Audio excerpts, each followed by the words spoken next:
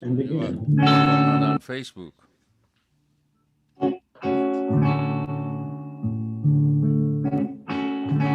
You remembered, I didn't.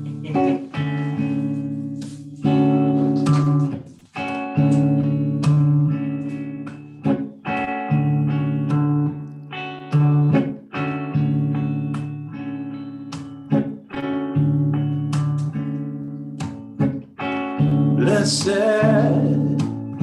is the spot and the house and the place and the city and the heart and the mountain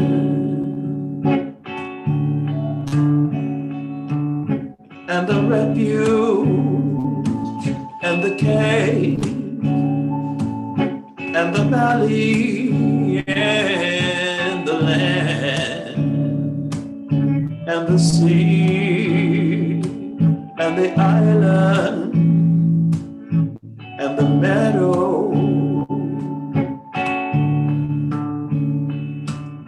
where mention of God hath been made, and his praise glorified.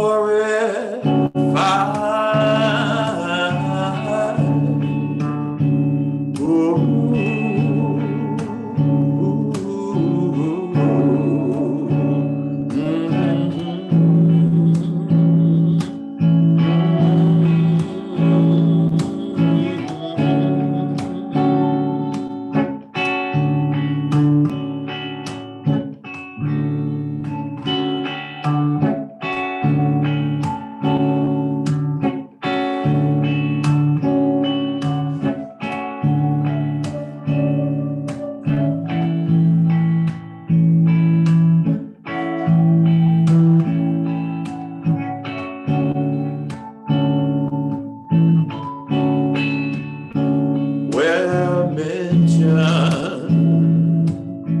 of God hath been made,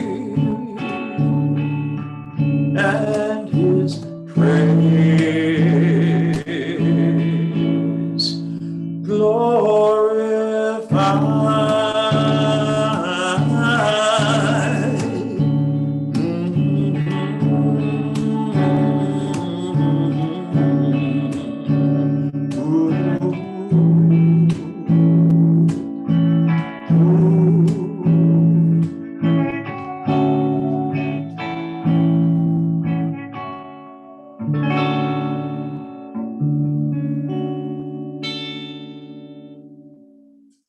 Blessed is the spot. Let's go ahead and have a prayer before we get into today's readings. Hi, Farah. How are you this morning? Farah just came on in the Zoom.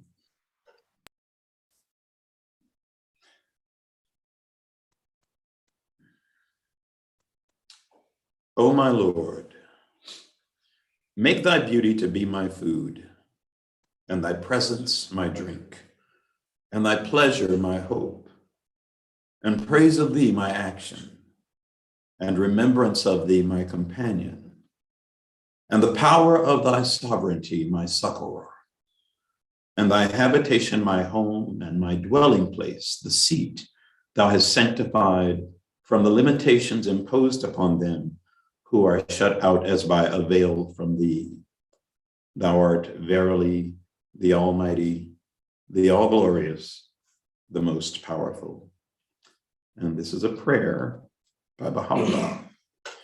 You know, every time I say that prayer, I think about the word succorer. And I remember, I don't know about you, but the first time I ever heard that word was, I think when I heard someone say this prayer, and I'm like, succor? What's succor? I know it doesn't mean what I'm thinking of as succor, but it's actually, for anyone who's never heard the word used in this way, it's succorers, S-U-C-C-O-R-E-R, which means strengthener. So it's the power of thy sovereignty, my strengthener, but it's a beautiful word. And today, as you probably know, if you've been joining us in past weeks, we are continuing with the book, The Proofs of Baha'u'llah's Mission.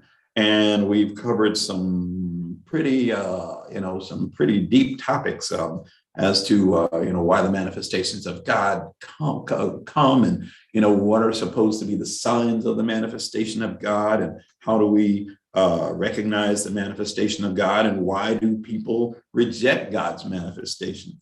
Well, today we are looking at chapter 13.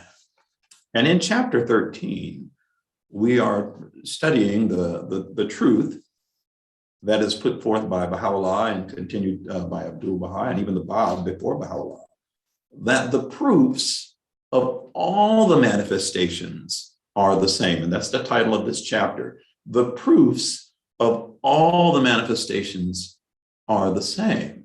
And for anyone who wonders, who might not yet know what we're referring to when we say the manifestations, we are talking about all of those messengers of God. We also call them messengers of God, who are prophets, but they are what we refer to as greater prophets. There are greater and lesser prophets. And these prophets actually establish a religion when they come.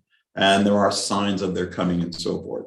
But today, we're going to be looking at again, what we're told in the writings, that the proofs, because, people are looking for proof every time, it's the manifestation of God. Well, Baha'u'llah tells us that the proofs of all the manifestations are the same. And I think it's terrible to say the devil is in the details, but, but no, the terrible thing, the terrible, cliche.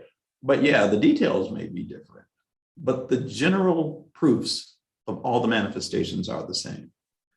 And everything that we're reading today is coming from Baha'u'llah and Abdul Baha. And we're starting with a couple of passages from Abdul Baha in his promulgations of universal peace. So Darrell, you want to get us started here? The divine manifestations, since the day of Adam, have striven to unite humanity so that all may be accounted as one soul. The function and purpose of a shepherd is to gather and not to disperse his flock. The prophets of God have been divine shepherds of humanity. They have established a bond of love and unity among mankind, made scattered peoples one nation and wandering tribes a mighty kingdom. They have laid the foundation of the oneness of God and summoned all to universal peace. All these holy divine manifestations are one. They have served one God, promulgated the same truth, founded the same institutions, and reflected the same light. Their appearances have been successive and correlated. Each one has announced and extolled the one who was to follow, and all laid the foundation of reality. They have summoned and invited the people to love and made the human world a mirror of the Word of God. Therefore, the divine religions they established have one foundation. Their teachings, proofs, and evidences are one.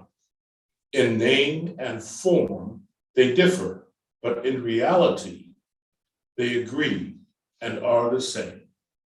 And when I say the devil is in the details, that there points it out. In name and form, they differ. In name and form. So, the names may change, and the form in which that religion takes at that time and that dispensation may be a little different. But in reality, they agree and are the same. And then Abdul Baha continues. The proofs applicable to one prophet are equally applicable to another. Mm-hmm. The first and foremost testimony establishing his truth is his own self.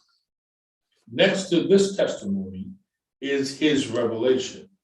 For whoso faileth to recognize either the one or the other, he hath established the words he hath revealed as proof of his reality and truth. This is verily an evidence of his tender mercy unto men. I got to stop you there, Daryl. Did that sentence, for whoso faileth, I don't know. I had problems with that sentence. It's you had no problem with it. No, You didn't sound like you did. no, for whoso faileth to recognize either the one or the other, he hath established the words, he hath revealed as proof of his reality and truth. I'll tell you, I read through that maybe about 10 times and I couldn't make sense of it. I needed a comma. I don't mean there's a comma that's supposed to be there, but in my mind, I had to kind of break that up into 3 parts. For whoever, and I had to kind of change some of the words for me. I'm not an authority. Good morning, Joan. How are you? I'm not an authority, but for my own understanding, I had to say, whoever fails to recognize either the one or the other, meaning either his, first of all, again, he puts together in this passage, Baha'u'llah lays down 4 different proofs, I guess. The first and foremost testimony establishing his truth is his own self. If you observe the manifestation of God, well, then through the observation or learning about how the manifestation of God lived their life, that's the first proof. And then his revelation. Next to this testimony is his revelation. And then that sentence. And I had to say, so whoever fails to recognize either his own self or the revelation, for those people that fail to recognize it, he has established the words that he has revealed as proof of his reality and truth. So I said 4, but actually in this particular passage, 3, his own self, his revelation, and those words that are revealed in that dispensation. And he has revealed his proof of his reality and truth. But I don't know why that caused me problems. I was all ready to explain to you, and apparently it wasn't necessary. No. So, okay. It's kind of a reiteration of the words of the Tablet of Ahmad. Who's to turn to the side from this? Let him, I can't remember the exact words, but let whosoever decide, basically, and who he turneth away from this counsel hath shown pride towards God from all eternity to all eternity. It's kind of the same word. Now, I don't know that word for word. I recognize it as you say it, but yeah, I agree with you. Yeah. The proof of the validity of a manifestation of God is the penetration and potency of his word, the cultivation of heavenly attributes in the hearts and lives of his followers, and the bestowal of divine education upon the world of humanity. I'm going to repeat that. Please. The proof of the validity of a manifestation of God is the penetration and potency of his word. Those are key words, penetration and potency. The cultivation of heavenly attributes in the hearts and lives of his followers, and the bestowal of divine education upon the world of humanity. Okay, so this is 3 things. This is absolute proof. Yeah, and these are 3 things that Abdu'l-Baha is listing as proof of the validity of the manifestation of God. Penetration and potency of his words. Cultivate. The second one is the one that the cultivation of heavenly attributes in the hearts and lives of his followers. Okay, so the words are great, but as Jesus said, you'll know them by their fruits. That's right. And we're in Baha'i in the Baha'i writings, that's also pointed out. You'll know them by their fruits, and this is basically attesting to that. The cultivation of heavenly attributes in the hearts and lives of his followers, and that third thing, the bestowal of divine education upon the world of humanity. Divine education. Was it last week or week before last? We were talking about revelation should lead to transformation. I mean, that week before last, okay. But we mentioned it again last week. Yeah. Well, this is basically attesting to that too. Okay, that the manifestation of God, we can say that it is a revelation. It's information. I mean, that's the way I look at it. Again, my words, not from the writings. It's information. And with that information and with the example of the manifestation, what we're supposed to see are heavenly attributes in the hearts and lives of his followers, And again, the bestowal of divine education upon the world of humanity. I'm going to give a little kind of it's not a spoiler alert, but there's something in the end that to me really, really speaks to this. And there's a line there that, again, that I struggled with, frankly. But anyway, continue, please. The world is a school in which there must be teachers of the word of God. Boom. Yeah, bam. The evidence of the ability of these teachers is efficient education of the graduating class. Efficient education of the graduating class. Efficient education of the graduating class. Are you cum laude, summa cum laude, magna cum laude, or? Love. But yeah, I mean, think about how to me, that's a profound statement. Efficient education of the graduating class. I mean, they already pointed out that the world is a school, that the divine education is to be bestowed upon the world of humanity. And the evidence of the ability of these teachers is efficient education of the graduating classes. Right. So we're all students. We're all supposed to be. That's right. Okay. Continuing with Abdul. What then is the mission of the divine prophets? Their mission is the education and advancement of the world of humanity.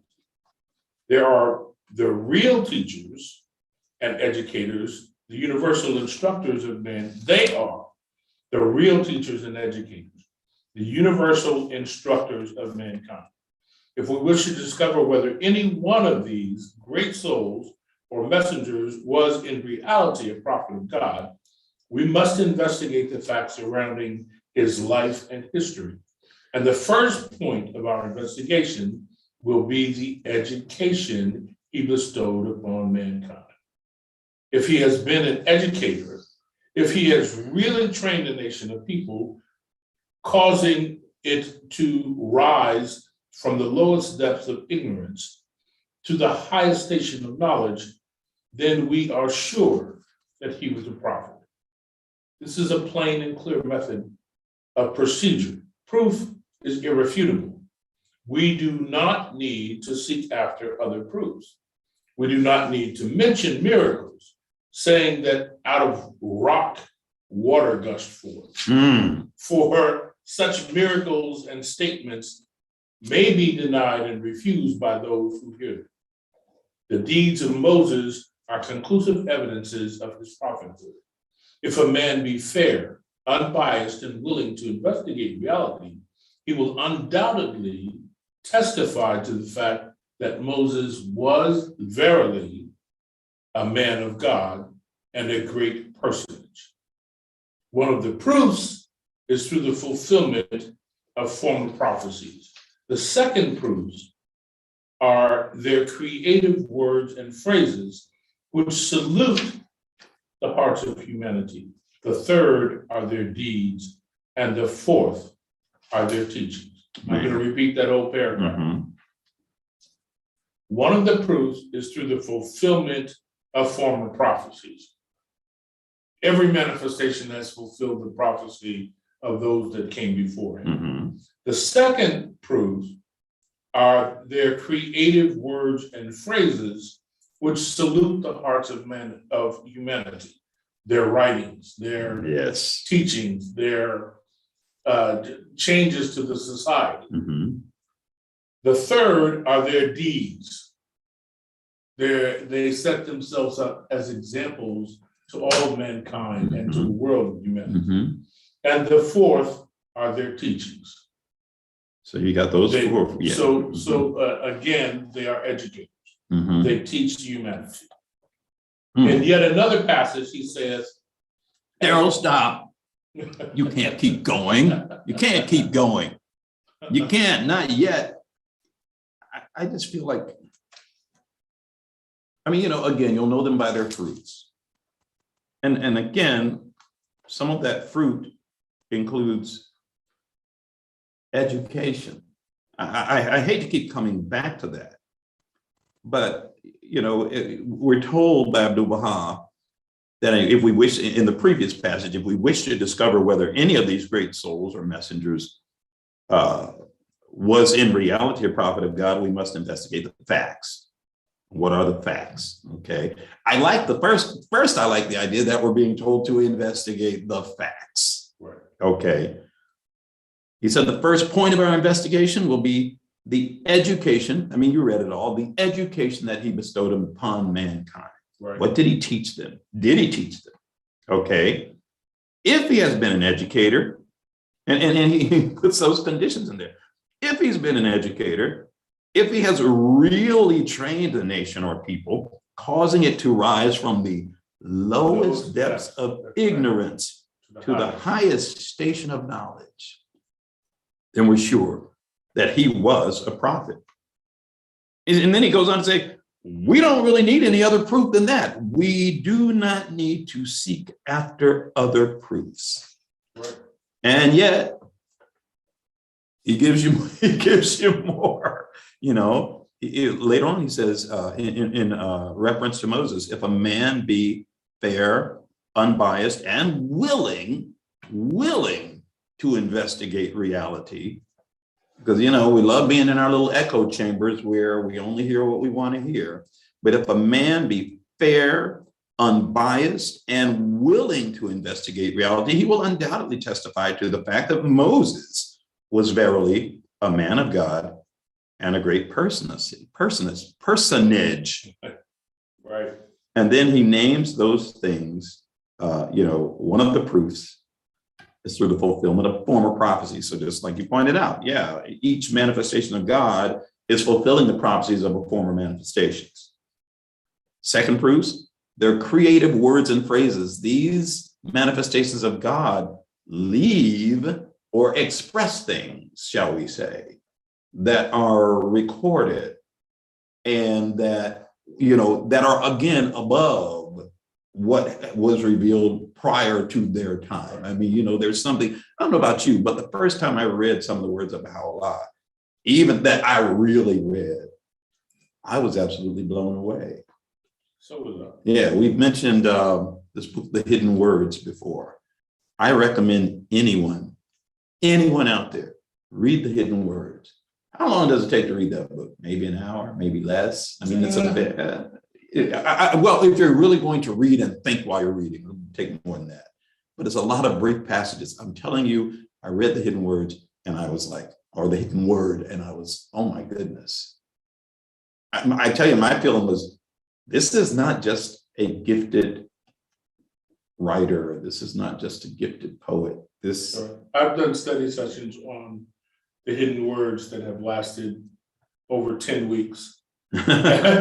And over a 10-week time period, we never really got through the entire book. There you go. There you go. Yeah, it doesn't take very long to read it, but to take in what the message that is within The Hidden Words takes quite a bit of time. Yeah. And it's, especially if you are the kind of person who is reflective and meditative, you'll learn a lot from The Hidden Words. Yeah. And then it says, so yeah, they're creative words and phrases which salute the hearts of humanity. It hits you there. It hits you there. And the third are their deeds. And fourth, their teachings, beyond the beauty of their words. What are you learning from it? What are their teachings? What kind of guidance do they give humanity? So all of those things, again, that's come from Abdul-Baha the divine philosophy. But it's, all of those things are forms of guidance and proofs that this is not just another individual, not just another gifted or intelligent human being. These people are chosen and they are special above, let's say, even the most special, human beings that are not manifestations of God. Anyway, I'm shutting up there. You want to do a song? Sure. Okay, let's do a song. This song is called Choice Wine. And we've done it before, but we've done it quite a few times before, but I like to point out, at least this time, that this is about the beauty of and the importance of the Word of God, which Baha'u'llah is referring to as choice wine.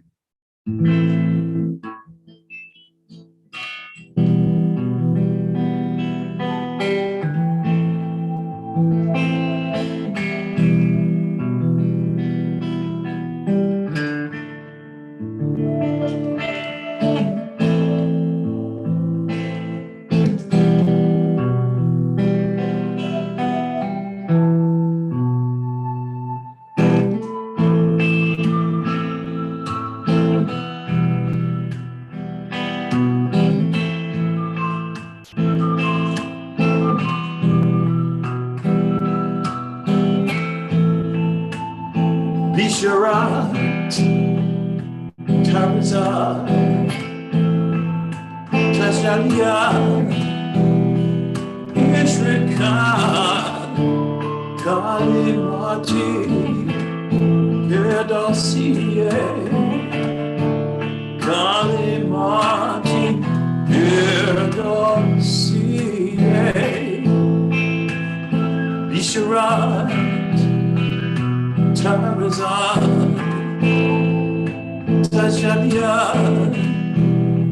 Ishrikan, Kalimati, Pedosiye, Kalimati, Pedosiye, glad tidings, ornaments, their potencies and splendors, holy words of paradise,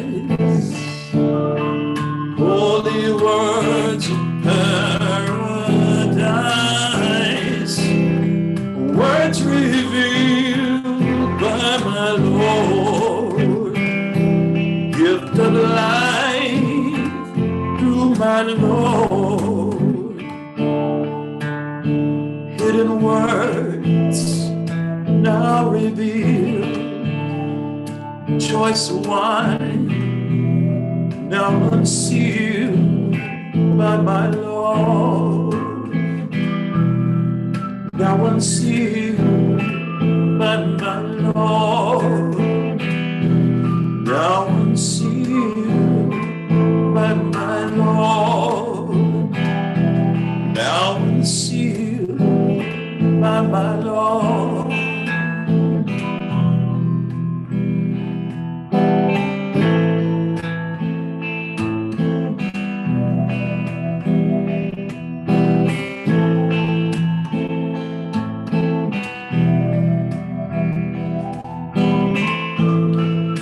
In the writings of Baha'u'llah, it is written,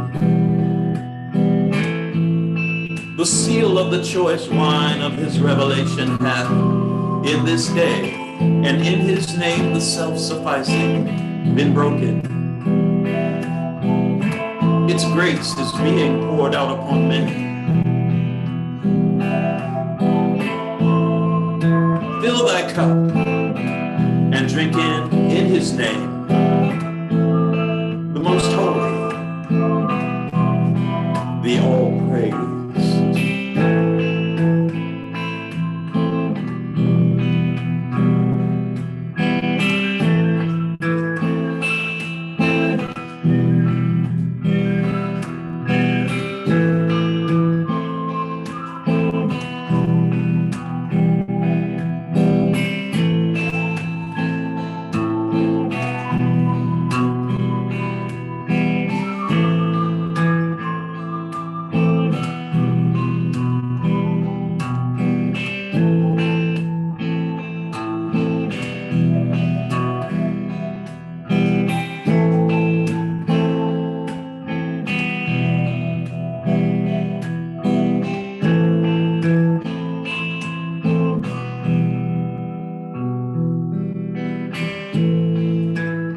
Bisharat, Tarzan,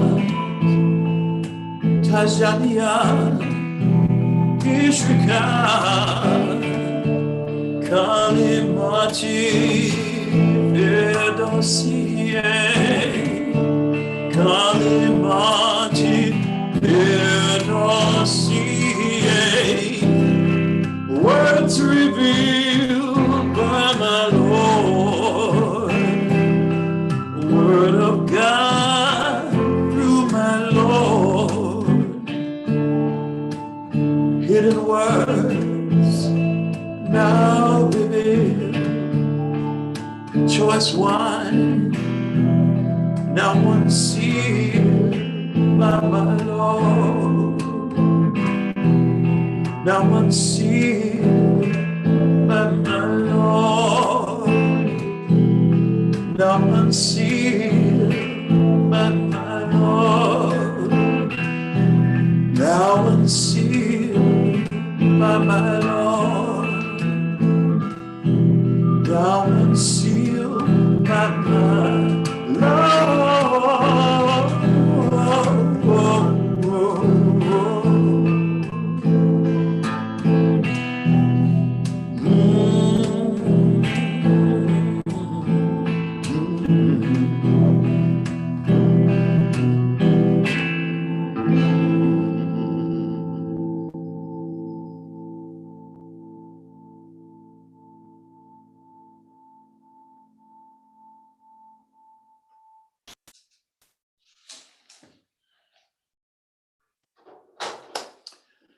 You know, we begin that song with the phrase is actually some words that people might not recognize: Bisharat, Tarazat, Tajaliat, Ishrikat, and Kalamati, Predasiye.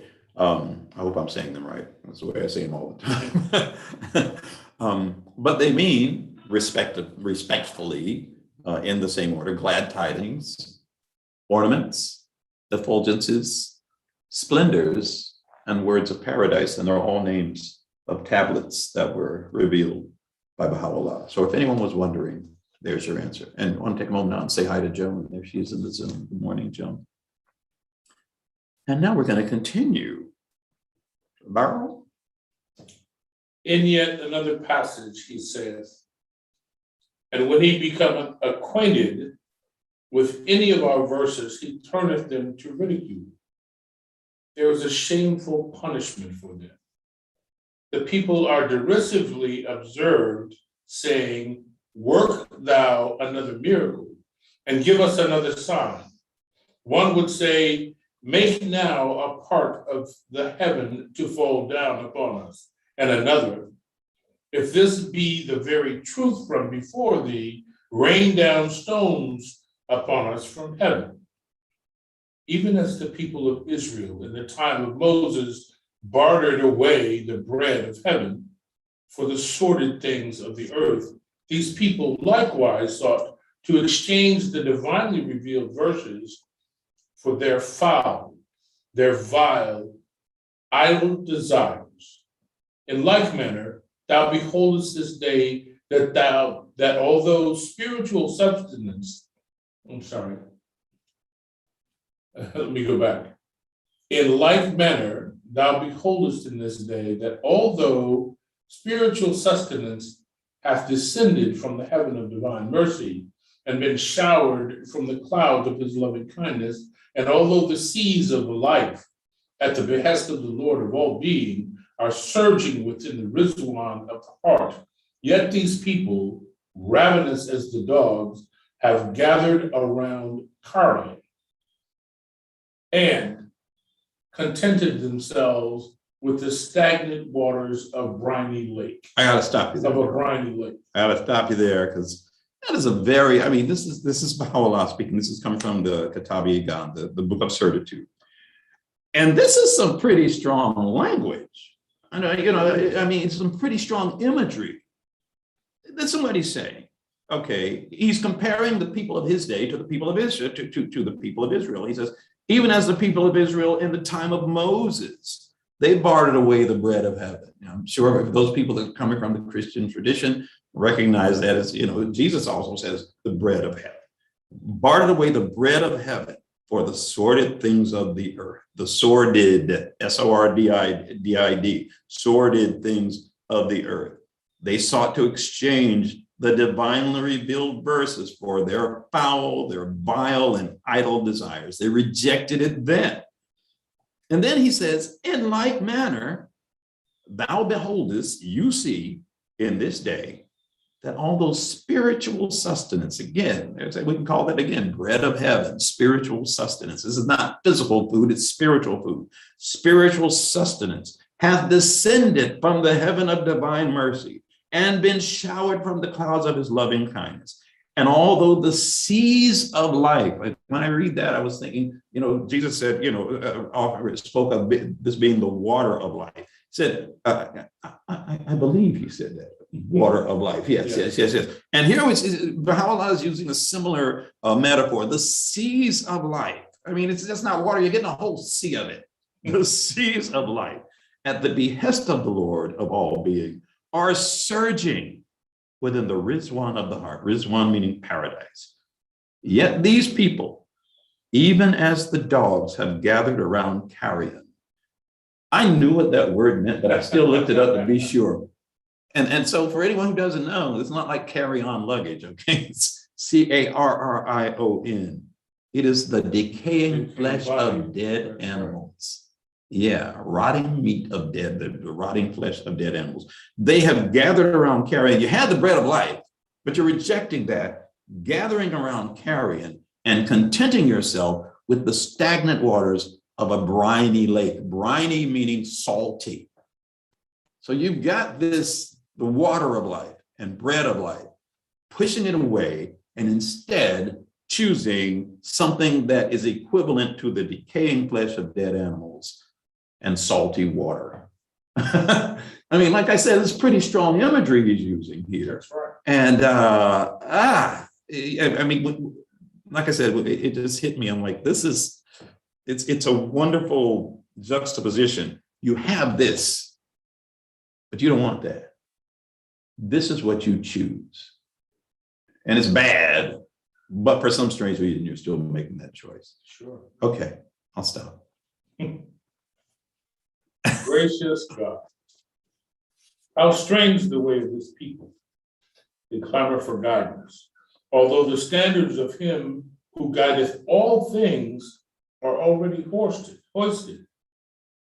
They cleave to the obscure intricacies of knowledge, when he who is the object of all knowledge shineth as the sun. They see the sun with their own eyes, and yet question that brilliant orb as to the proof of its light. They behold the vernal showers descending upon them, and yet seek an evidence of that bounty. The proof of the sun is the light thereof, which shineth and envelopeth all things. The evidence of the shower is the bounty thereof, which reneweth and investeth the world with the mantle of life. Yea, the blind can perceive naught from the sun except its heat, and the arid soil hath no share of the showers of mercy. Marvel not if in the Quran the unbeliever perceiveth naught but the trace of letters, for in the sun the blind findeth naught but heat. In another passage he saith, and when our clear verses are recited to them, their only argument is to say, bring back our Father, if ye speak the truth. Behold what foolish evidences they sought from these embodiments of an all-encompassing mercy.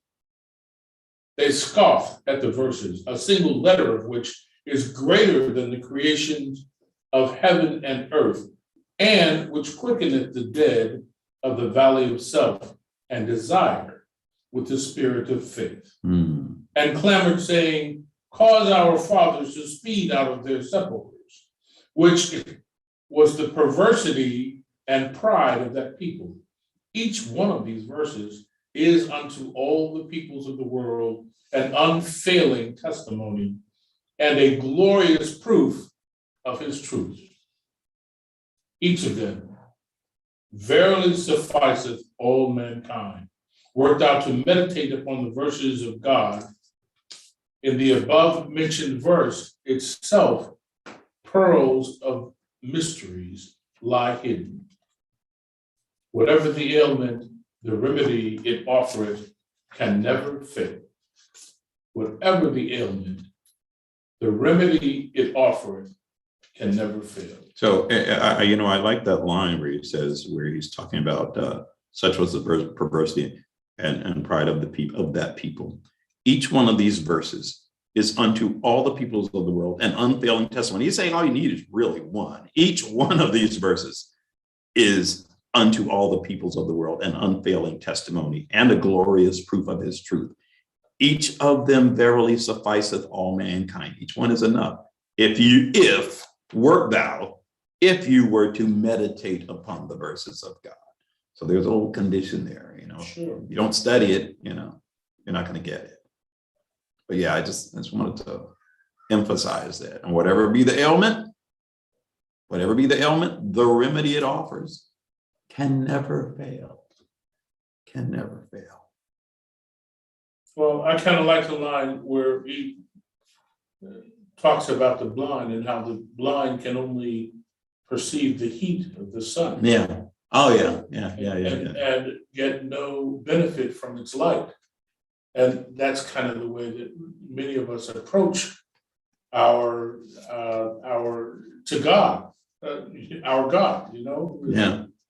We think it's a smorgasbord and we can pick and choose. And it's not a smorgasbord, it's all or nothing. Yeah, that's true. That's a tough one, though.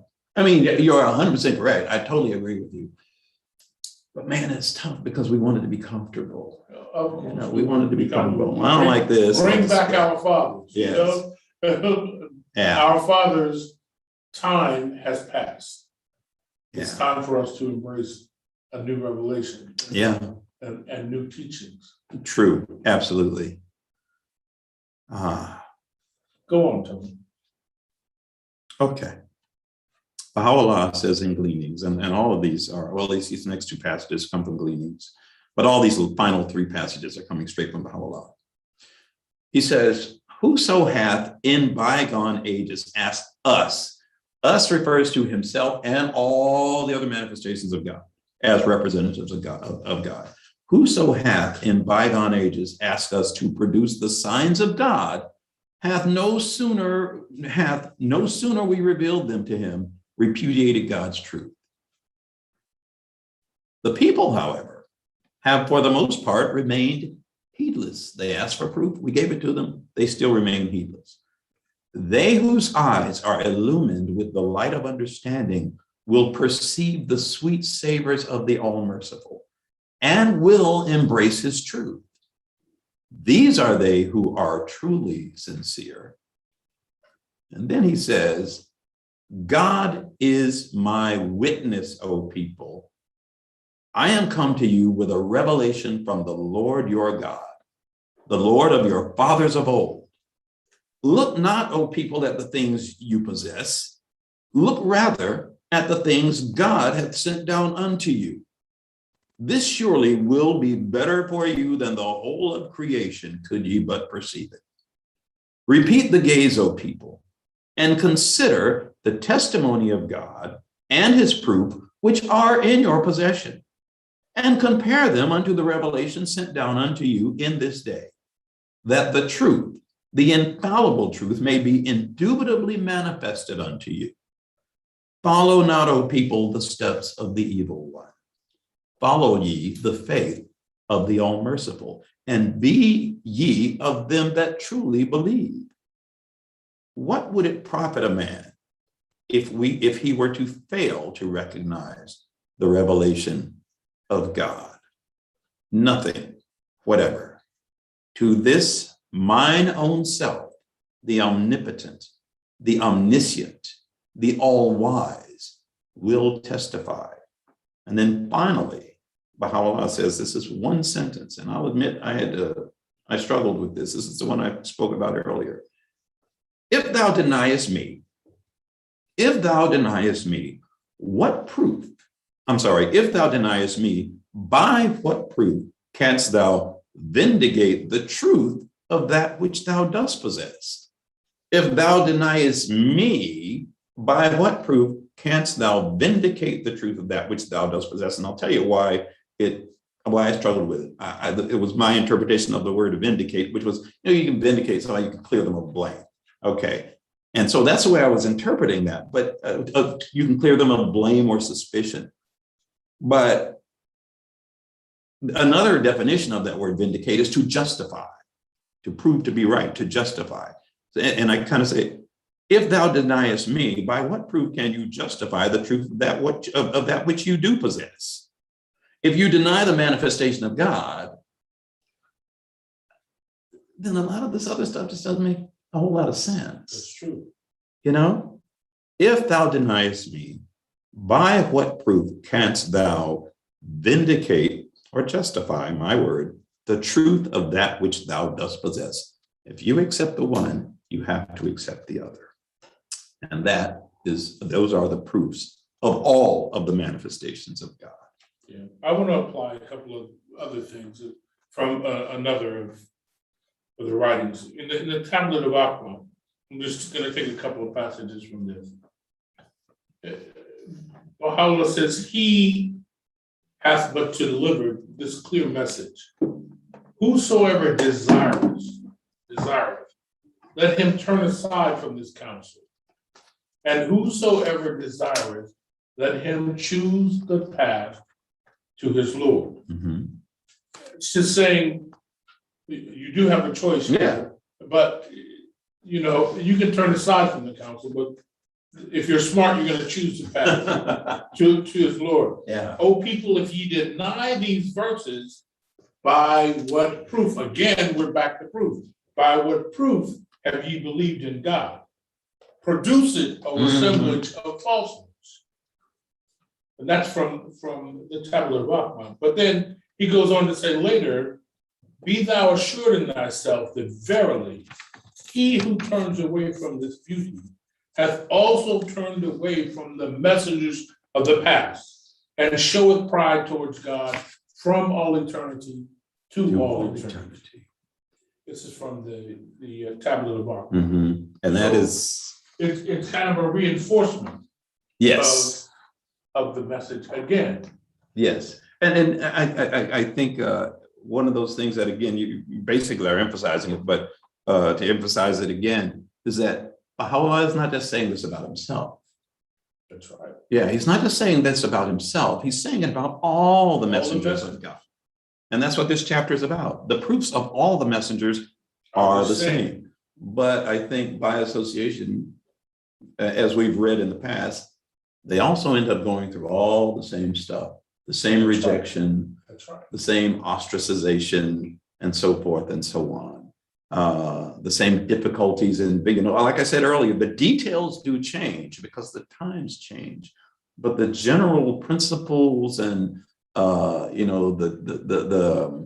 consequences, maybe consequences isn't the right word, but those, oh golly, it's not coming. I'm having a senior moment here. Those conditions, the details. Essential evidence. Yes. The conditions remain the same. And unfortunately, the responses of a lot of the people remain the same. Yep. Yes. At this time, we would like to go ahead and switch focus. And anyone who would like to share a prayer or a song or reading of your choice, this is that time. And of course, as always, we like to start with our Kambiz moment. Kambiz, do you have something to share with us today? Sure, may I? Can you hear me? We do hear you. I think we can do. I think I need to turn up a little bit on my end, but yes, we can hear you.